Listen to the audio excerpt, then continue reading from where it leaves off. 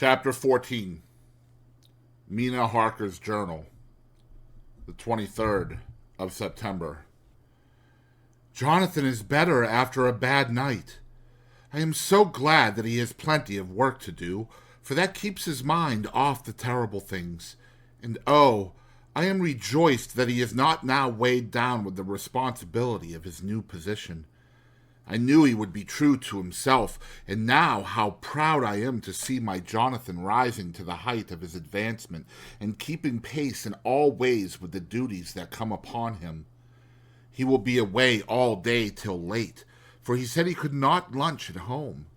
My household work is done, so I shall take his foreign journal and lock myself up in my room and read it. The 24th of September. I hadn't the heart to write last night. That terrible record of Jonathan's upset me so. Poor dear! How he must have suffered, whether it be true or only imagination. I wonder if there is any truth in it at all. Did he get his brain fever and then write all those terrible things? Or had he some cause for it all? I suppose I shall never know, for I dare not open the subject to him. And yet, that man we saw yesterday, he seemed quite certain of him. Poor fellow! I suppose it was the funeral upset him and sent his mind back on some train of thought. He believes it all himself. I remember how on our wedding day he said, "Unless some solemn duty come upon me to go back to the bitter hours, asleep or awake, mad or sane." There seems to be through it all some thread of continuity. That fearful Count was coming to London, if it should be, and he came to London with his teeming millions. There may be a solemn duty, and if it come, we must not shrink from it. I shall be prepared. I shall get my typewriter this very hour and begin transcribing. Then we shall be ready for other eyes if required, and if it be wanted, then perhaps, if I am ready, poor Jonathan may not be upset, for I can speak for him and never let him be troubled or worried with it at all. If ever Jonathan quite gets over the nervousness, he may want to tell me of it all, and I can ask him questions and find out things, and see how I may comfort him. Letter, Van Helsing to Mrs. Harker. The 24th of September. Confidence. Dear Madame, I pray you to pardon my writing, and that I am so far friend as that I sent to you sad news of Miss Lucy Westenra's death. By the kindness of Lord Godalming, I am empowered to read her letters and papers, for I am deeply concerned about certain matters vitally important. In them I find some letters from you, which show how great friends you were, and how you love her. Oh, Madame Mina, by that love I implore you, help me. It is for others' good that I ask, to redress great wrong, and to lift much and terrible troubles that made me more great than you can know. May it be that I see you. You can trust me.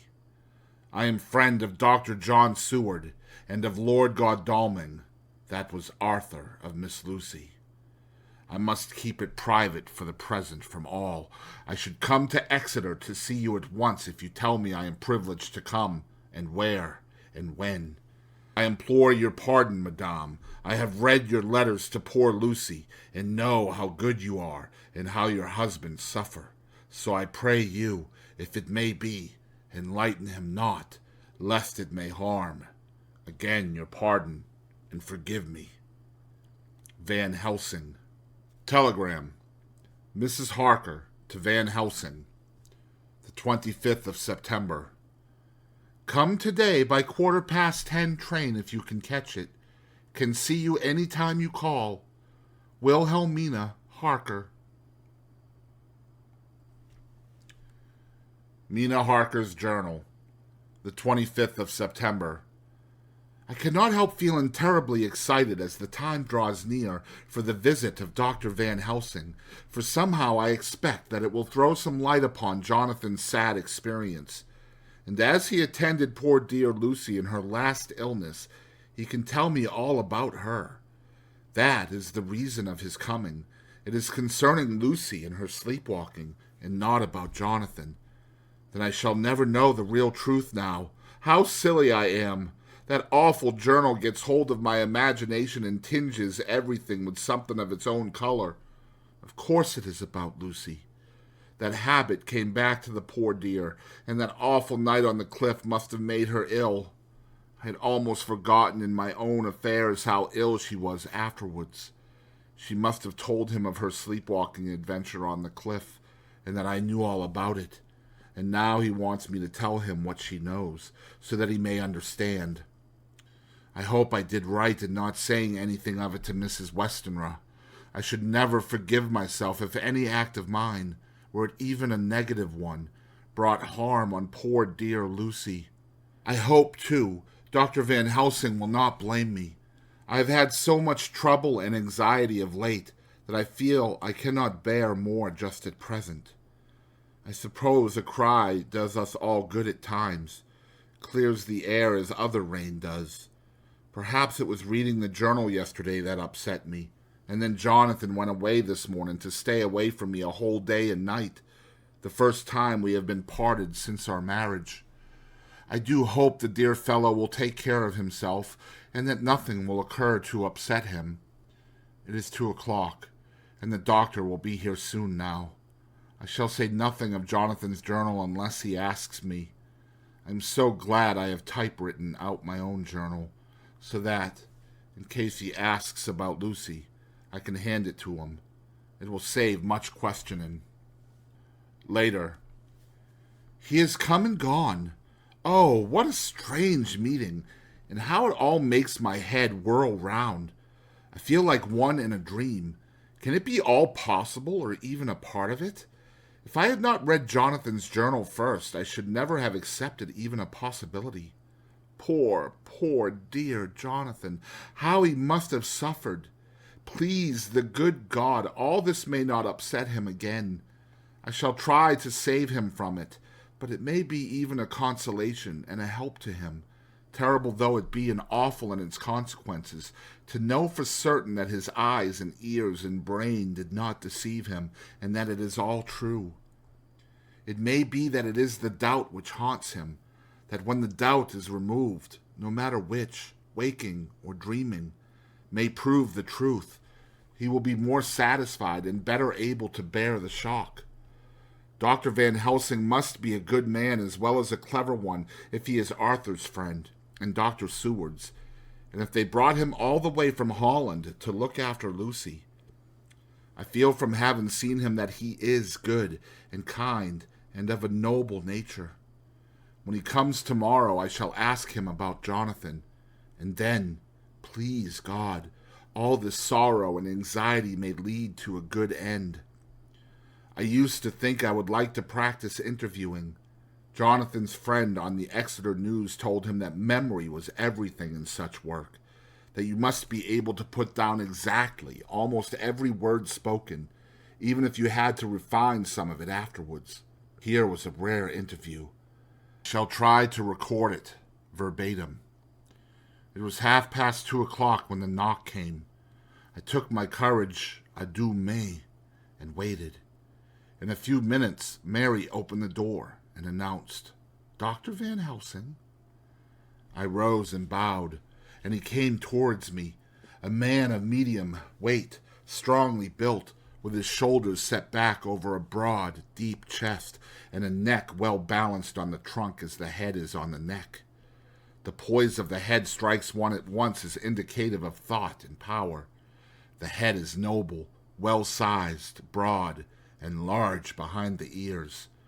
The face, clean-shaven, shows a hard, square chin, a large, resolute, mobile mouth, a good-sized nose, rather straight but with quick, sensitive nostrils that seem to broaden as the big, bushy brows come down and the mouth tightens.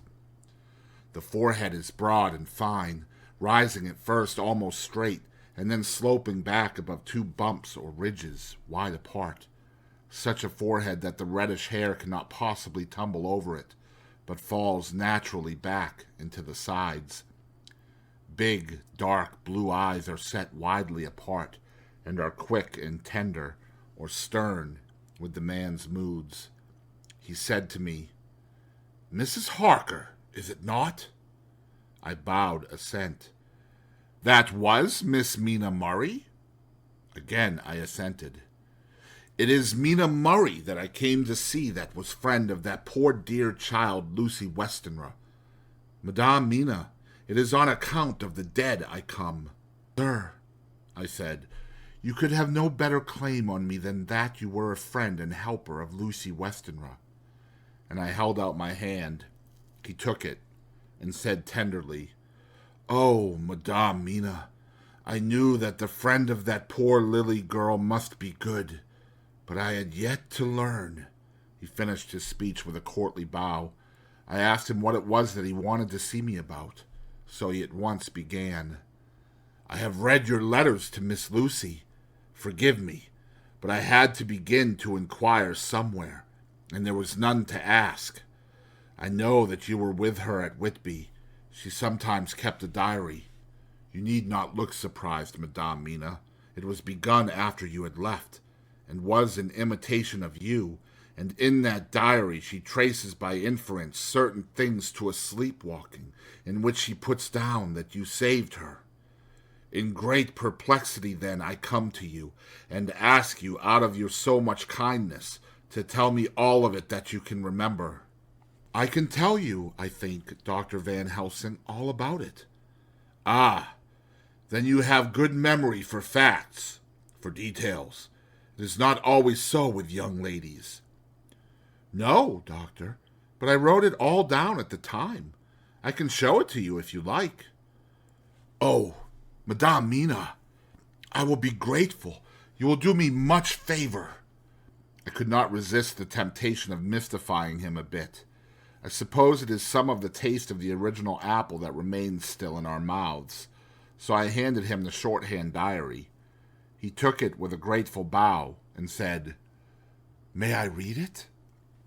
"If you wish," I answered as demurely as I could. He opened it, and for an instant his face fell. Then he stood up and bowed. "Oh, you so clever woman," he said.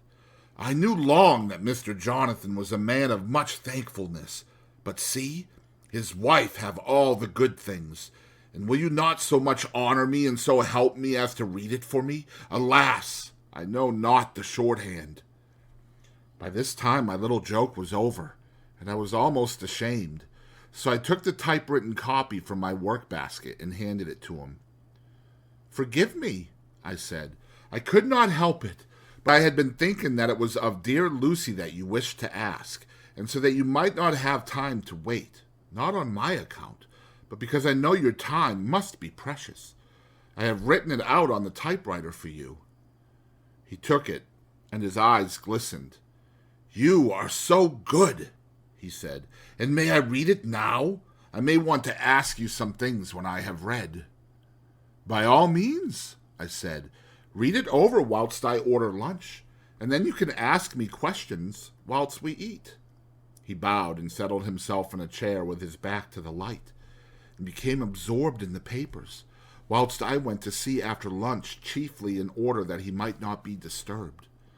When I came back, I found him walking hurriedly up and down the room, his face all ablaze with excitement. He rushed up to me and took me by both hands. "Oh, Madame Mina," he said, "how can I say what I owe to you? This paper is as sunshine. It opens the gate to me. I am dazed, I am dazzled with so much light, and yet clouds roll in behind the light every time. But that you do not, cannot comprehend. Oh, but I am grateful to you, you so clever woman, Madame."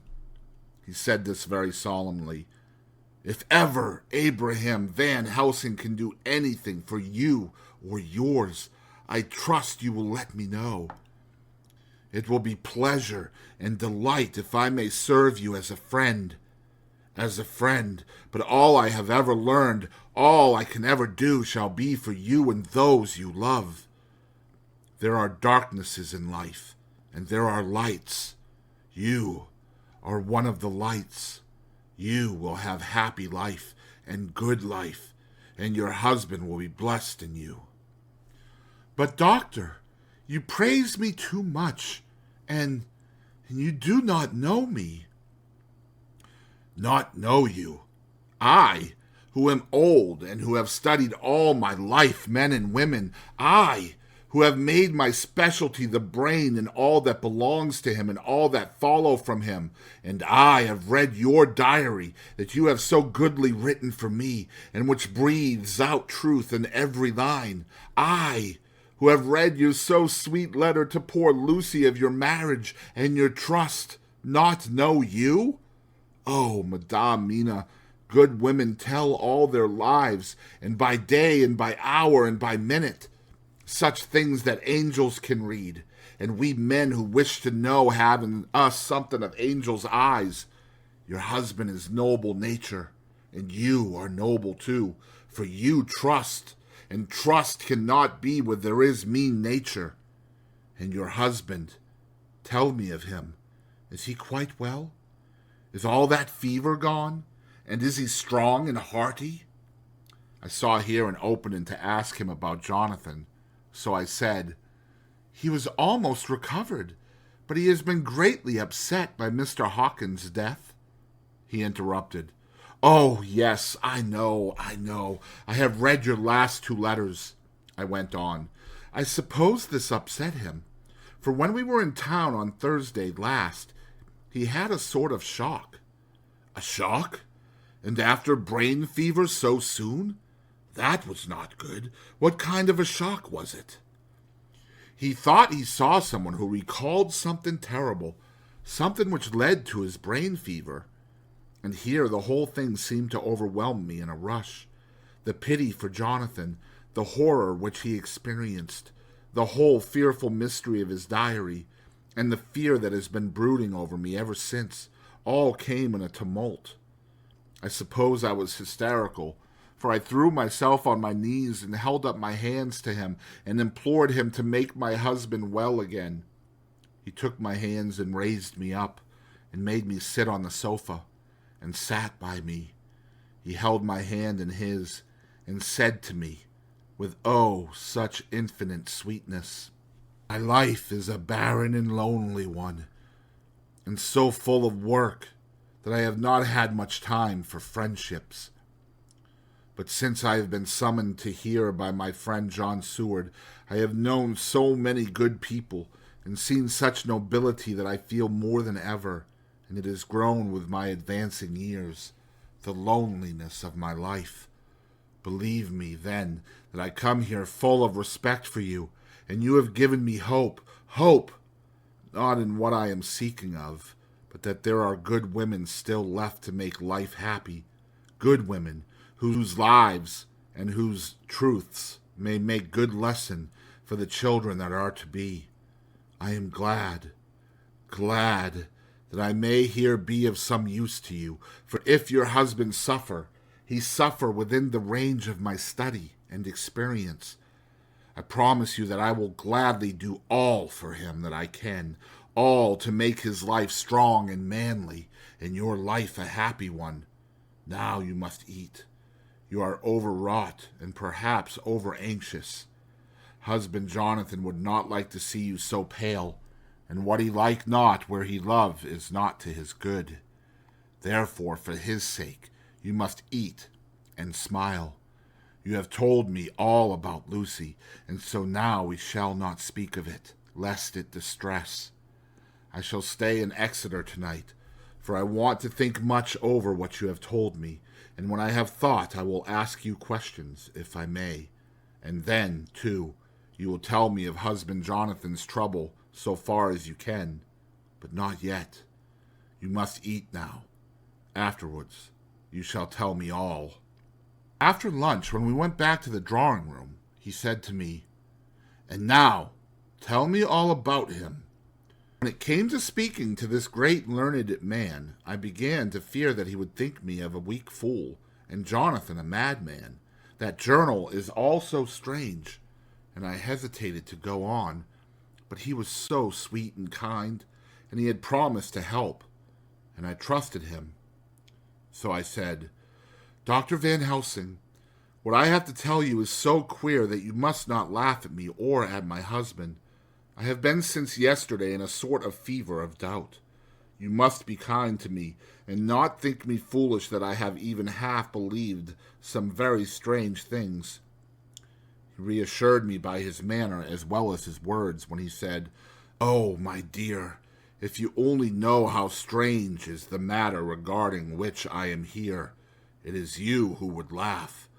I have learned not to think little of anyone's belief, no matter how strange it may be. I have tried to keep an open mind, and it is not the ordinary things of life that could close it, but the strange things, the extraordinary things, the things that make one doubt if they be mad or sane. Thank you, 1,000 times. You have taken a weight off my mind. If you will let me, I shall give you a paper to read. It is long, but I have typewritten it out. It will tell you my trouble and Jonathan's. It is the copy of his journal when abroad, and all that happened. I dare not say anything of it. You will read for yourself and judge, and then when I see you, perhaps you will be very kind, and tell me what you think. I promise, he said as I gave him the papers. I shall in the morning, so soon as I can, come to see you and your husband, if I may. Jonathan will be here at 11:30, and you must come to lunch with us and see him then. You could catch the quick 3:34 train, which will leave you at Paddington before 8. He was surprised at my knowledge of the trains offhand, but he does not know that I have made up all the trains to and from Exeter, so that I may help Jonathan in case he is in a hurry. So he took the papers with him and went away, and I sit here thinking, I don't know what. Letter by hand. Van Helsing to Mrs. Harker, the 25th of September, 6 o'clock. Dear Madame Mina, I have read your husband's so wonderful diary. You may sleep without doubt. Strange and terrible as it is true. I will pledge my life on it. It may be worse for others, but for him and you there is no dread. He is a noble fellow, and let me tell you from experience of men, that one who would do as he did, in going down that wall and to that room, aye, in going a second time, is not one to be injured in permanence by a shock. His brain and his heart are all right, this I swear, before I have even seen him. So be at rest. I shall have much to ask him of other things. I am blessed that today I come to see you, for I have learned all at once so much that again I am dazzled more than ever. And I must think. Yours the most faithful, Abraham Van Helsing. Letter, Mrs. Harker to Van Helsing, the 25th of September, 6:30 p.m. My dear Dr. Van Helsing, 1,000 thanks for your kind letter, which has taken a great weight off of my mind. And yet, if it be true, what terrible things there are in the world, and what an awful thing if that man, that monster, be really in London. I fear to think. I have this moment, whilst writing, had a wire from Jonathan, saying that he leaves by the 6:25 tonight from Launceston, and will be here at 10:18, so that I shall have no fear tonight. Will you, therefore, instead of lunching with us, please come to breakfast at 8 o'clock, if this be not too early for you? You can get away, if you are in a hurry, by the 10:30 train, which will bring you to Paddington by 2:35. Do not answer this, as I shall take it that, if I do not hear, you will come to breakfast. Believe me, your faithful and grateful friend, Mina Harker. Jonathan Harker's Journal, the 26th of September. I thought never to write in this diary again. but the time has come. When I got home last night, Mina had supper ready, and when we had supped, she told me of Van Helsing's visit, and of her having given him the 2 diaries copied out, and of how anxious she has been about me. She showed me in the doctor's letter that all I wrote down was true. It seems to have made a new man of me. It was the doubt as to the reality of the whole thing that knocked me over. I felt impotent, and in the dark, and distrustful. But now that I know, I am not afraid, even of the Count. He has succeeded after all, then, in his design in getting to London, and it was he I saw. He has got younger, and how? Van Helsing is the man to unmask him and hunt him out, if he is anything like what Mina says. We sat late and talked it all over. Mina is dressing, and I shall call at the hotel in a few minutes and bring him over. He was, I think, surprised to see me. When I came into the room where he was and introduced myself, he took me by the shoulder and turned my face round to the light and said, after a sharp scrutiny, "But Madame Mina told me you were ill, that you had had a shock." It was so funny to hear my wife called Madame Mina by this kindly, strong-faced old man. I smiled and said, "I was ill. I have had a shock. But you have cured me already." "And how?" "By your letter to Mina last night. I was in doubt, and then everything took a hue of unreality, and I did not know what to trust, even the evidence of my own senses. Not knowing what to trust, I did not know what to do, and so had only to keep on working in what hitherto been the groove of my life. The groove ceased to avail me, and I mistrusted myself. Doctor, you don't know what it is to doubt everything, even yourself. No, you don't. You couldn't with eyebrows like yours." He seemed pleased, and laughed as he said, "So, you are a physiognomist. I learn more here with each hour. I am with so much pleasure coming to you to breakfast. And, oh, sir, you will pardon praise from an old man, but you are blessed in your wife." I would listen to him go on praising Mina for a day, so I simply nodded and stood silent. She is one of God's women, fashioned by his own hand to show us men and other women that there is a heaven where we can enter, and that its light can be here on earth. So true, so sweet, so noble, so little an egoist, and that, let me tell you, is much in this age, so skeptical and selfish. And you, sir, I have read all the letters to poor Miss Lucy, and some of them speak of you. So I know you since some days from the knowing of others, but I have seen your true self since last night. You will give me your hand, will you not? And let us be friends for all our lives." He shook hands, and he was so earnest and so kind that it made me quite choky. "And now," he said, "may I ask you for some more help? I have a great task to do, and at the beginning it is to know. You can help me here. Can you tell me what went before your going to Transylvania? Later on I may ask more help, and of a different kind, but at first this will do." "Look here, sir," I said, "does what you have to do concern the Count?" "It does," he said solemnly. "Then I am with you heart and soul. As you go by the 10:30 train, you will not have time to read them, but I shall get the bundle of papers. You can take them with you and read them in the train." After breakfast, I saw him to the station. When we were parting, he said, "Perhaps you will come to town if I send to you, and take Madame Mina too." "We shall both come when you will," I said. I had got him the morning papers and the London papers of the previous night, and while we were talking at the carriage window, waiting for the train to start, he was turning them over. His eyes suddenly seemed to catch something in one of them, the Westminster Gazette. I knew it by the color, and he grew quite white. He read something intently, groaning to himself, "Mein Gott, Mein Gott! So soon! So soon! I do not think he remembered me at the moment. Just then the whistle blew, and the train moved off. This recalled him to himself, and he leaned out of the window and waved his hand, calling out, "Love to Madame Mina. I shall write so soon as ever I can."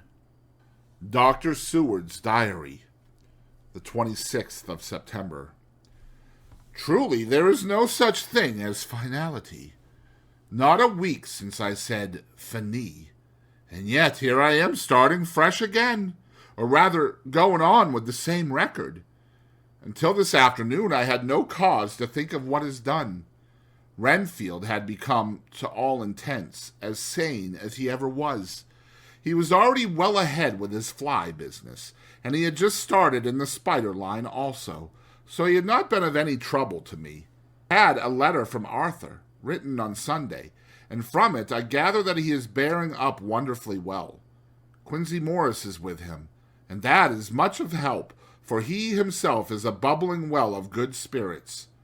Quincey wrote me a line too, and from him I hear that Arthur is beginning to recover some of his old buoyancy. So as to them, all my mind is at rest.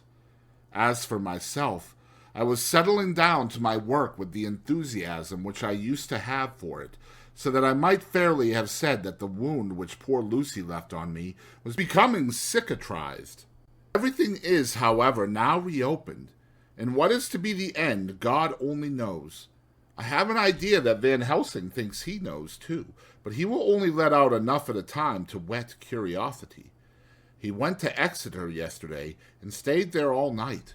Today he came back and almost bounded into the room at about 5:30 and thrust last night's Westminster Gazette into my hand. "What do you think of that?" he asked as he stood back and folded his arms. I looked over the paper, for I really did not know what he meant, but he took it from me and pointed out a paragraph about children being decoyed away at Hampstead. It did not convey much to me until I reached a passage where it described small puncture wounds on their throats. An idea struck me, and I looked up.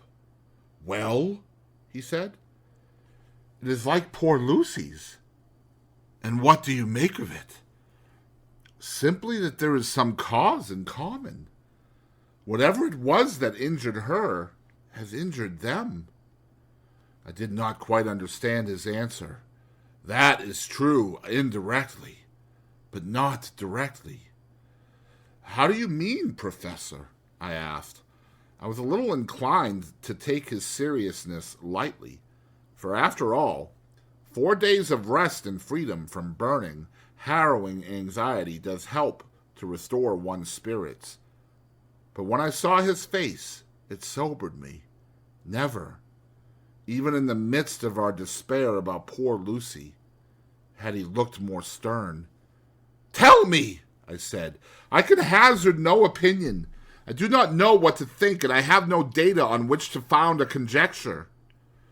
"Do you mean to tell me, friend John, that you have no suspicion as to what poor Lucy died of? Not after all the hints given, not only by events, but by me? Of nervous prostration following on great loss or waste of blood, and how the blood lost or waste?" I shook my head.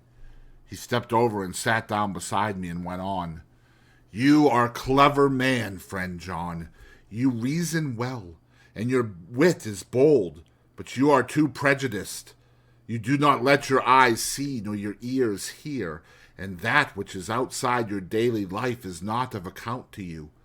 Do you not think that there are things which you cannot understand, and yet which are? That some people see things that others cannot? But there are things old and new which must not be contemplated by men's eyes, because they know, or think they know, some things which other men have told them. Ah, it is the fault of our science that it wants to explain all, and if it explain not, then it says there is nothing to explain. But yet, we see around us every day the growth of new beliefs, which think themselves new, and which are yet but the old, which pretend to be young, like the fine ladies at the opera. I suppose now you do not believe in corporeal transference. No? Nor in materialization? No? Nor in astral bodies? No? Nor in the reading of thought? No? Nor in hypnotism?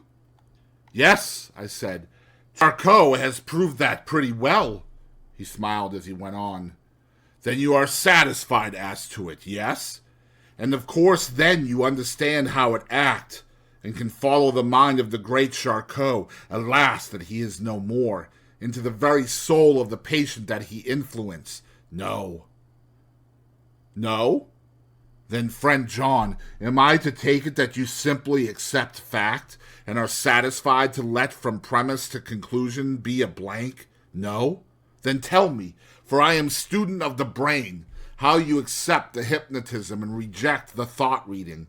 Let me tell you, my friend, that there are things done today in electrical science which would have been deemed unholy by the very men who discovered electricity, who would themselves not so long before have been burned as wizards. There are always mysteries in life. Why was it that Methuselah lived 900 years, and old Parr 169, and yet that poor Lucy, with 4 men's blood in her poor veins, could not live even 1 day? For had she lived 1 more day, we could have saved her. Do you know all the mystery of life and death? Do you know the altogether of comparative anatomy, and can say wherefore the qualities of brutes are in some men, and not in others? Can you tell me why, when other spiders die small and soon, that one great spider lived for centuries in the tower of the old Spanish church, and grew, till, on descending, he could drink the oil of all the church lamps? Can you tell me why in the Pampas, aye, and elsewhere, there are bats that come at night and open the veins of cattle and horses, and suck dry their veins? How in some islands of the western seas there are bats which hang on the trees all day, and those who have seen describe as like giant nuts or pods, and that when the sailors sleep on the deck, because that it is hot, flit down on them, and then in the morning are found dead men, white as even Miss Lucy was.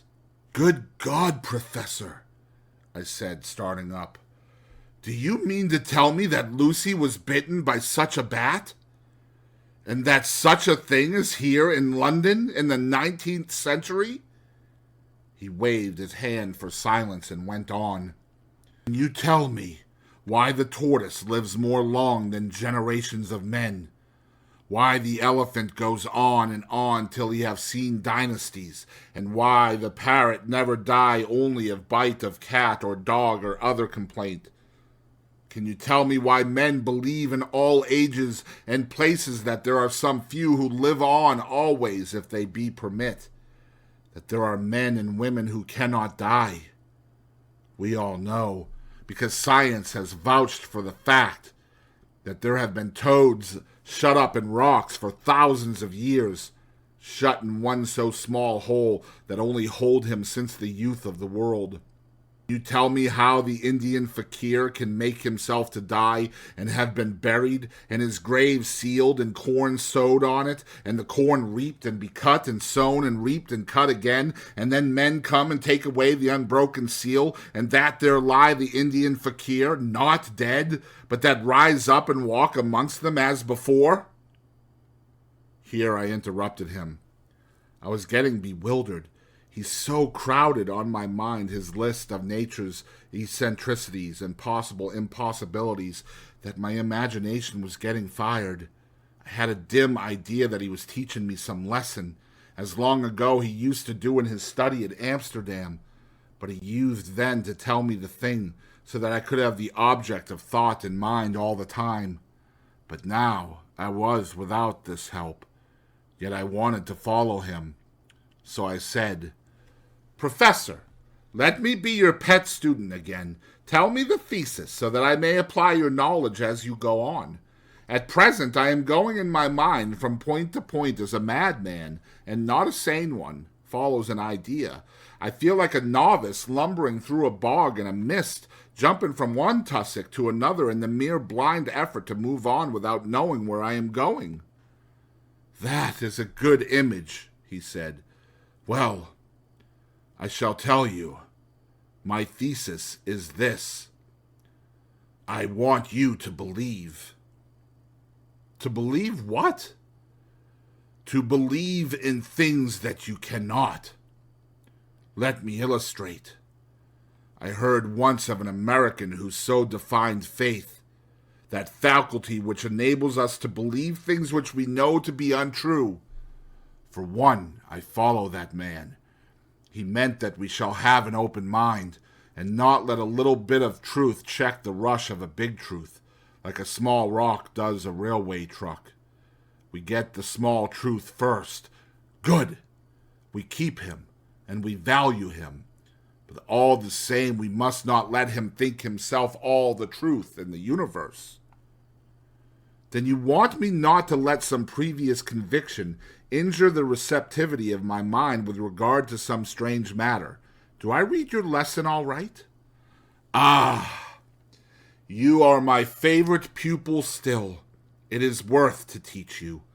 Now that you are willing to understand, you have taken the first step to understand. Think then that those so small holes in the children's throats were made by the same that made the hole in Miss Lucy?" "I suppose so." He stood up and said solemnly, "Then you are wrong. Oh, would it were so, but alas, no. It is worse, far, far worse." "In God's name, Professor Van Helsing, what do you mean?" I cried. He threw himself with a despairing gesture into a chair and placed his elbows on the table, covering his face with his hands as he spoke. "They were made by Miss Lucy."